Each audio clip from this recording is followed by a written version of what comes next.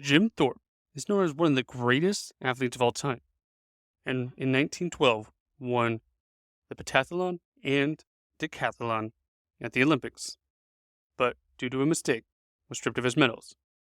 Luckily, 80 years later, that wrong was righted. This is the story behind this iconic event.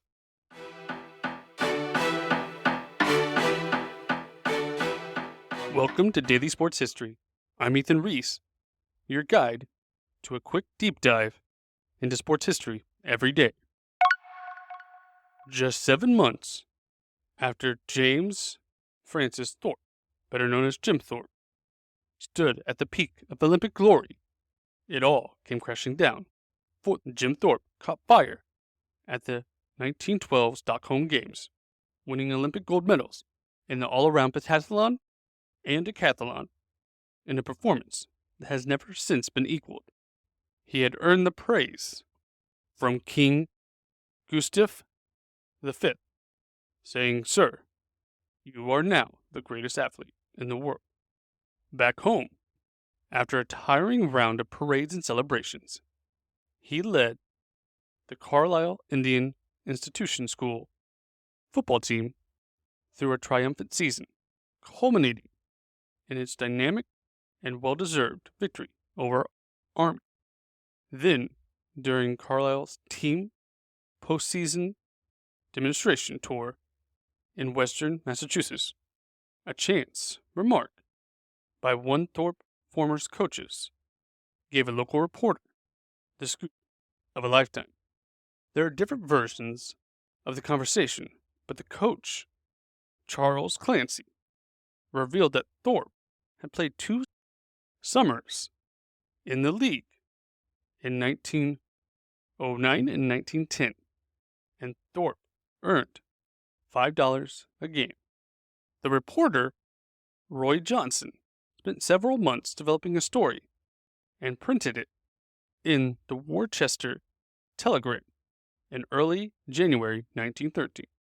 It lay there for several weeks, and Clancy denied it.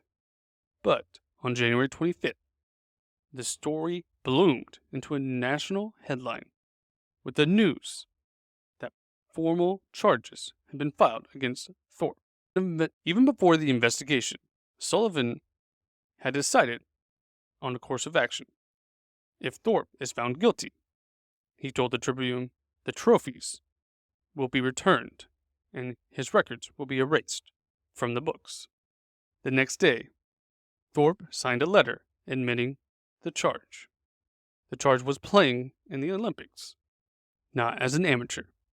The letter said, "I did not play for money there because my property brings me enough money to live on, but because I played ball, I was not wise to the ways of the world and did not realize this was wrong, and it would make me a professional in track sports." Sullivan rejected the plea and stripped Thorpe of his amateur status. But the letter that the AAU sent to the IOC reflected some misgivings. It seems strange that men having no knowledge of Thorpe's professional conduct did not, at the time, for honor of their country, come forward and place their hands on the American Committee. Such information as they had, the National Committee members wrote. This affair caused some puzzlement in Stockholm. The official Olympic report reveals uncertainty about proper procedure, but Warner presented, in Thorpe's absence, the coach took the medals and 2 others Olympic trophies from Thorpe and shipped them back to Stockholm. This hasty action suggested more afoot than just Thorpe's misconduct. But the drama continued. A security guard stole the medals, and after they were recovered, the state decided it would be safer in the Oklahoma Historical Museum. Through special arrangements, the Historical Society and Thorpe's surviving sons, William and Richard, the medals are now on display under tight security at the National Museum of American Indians. The reputation of Jim Thorpe, the greatest athlete in the world, will finally be restored to peak glory. The IOC met and decided, given the circumstances of the situation, Thorpe should be brought back into the history book and posthumously rewarded his medals. Nearly 80 years after he won them. Some say this was because Jim was an American Indian, that they put a harsher punishment on him. Some say they were just too focused on amateurism. We may never know the exact reason, but now Jim Thorpe is back in the history books, back to being one of the greatest athletes of all time, and his athletic prowess will be remembered for all time. Thank you for listening to today's Daily Sports History. If you like this, please rate and review wherever you listened, and we look forward to hearing from you. And come back tomorrow for more Daily Sports History.